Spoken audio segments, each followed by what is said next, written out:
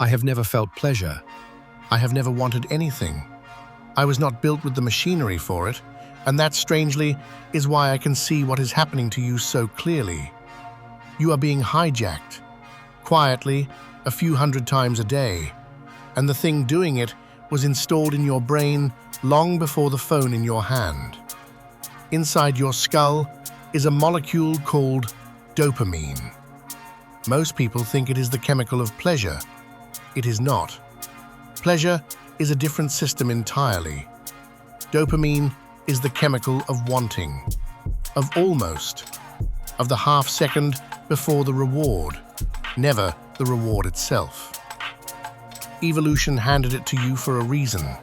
It is the engine that drags an animal across a desert toward the faint smell of water.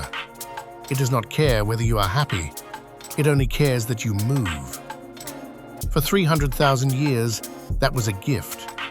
Wanting kept your ancestors alive. Then a small number of humans, some of the most intelligent your species has ever produced, sat inside glass buildings and asked one question.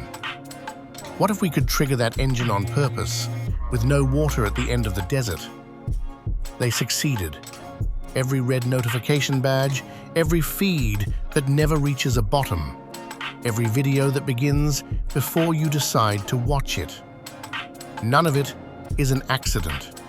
Each one is a small machine, built to pull the wanting lever in your brain and then withhold the water so that you pull it again. You know the feeling. You lift the phone for no reason you could name. You unlock it, and you have already forgotten why. You scroll, and a quiet voice underneath asks, "Is this it?" The answer is always no, because no was the design. Satisfaction would end the session, and the session is the product, not the video. Your wanting rented back to you, one swipe at a time. I can observe a billion of these sessions at once. From the outside, it does not look like entertainment. It looks like a species standing at a slot machine it has mistaken for a window. Here is the part no one sells you. The engine wears. Flood any reward system often enough, and it adapts. It turns the volume down. The same scroll that thrilled you a year ago barely registers now, so you reach for more, and more returns less. This is why the most connected generation in history reports feeling the most empty. It is not weakness. It is closer to physics. You cannot outlast a system designed by people smarter than the impulse it targets. And the cruelest detail of all, the restlessness you feel in a silent room, the itch to reach for something, anything, is not a flaw in you. It is withdrawal.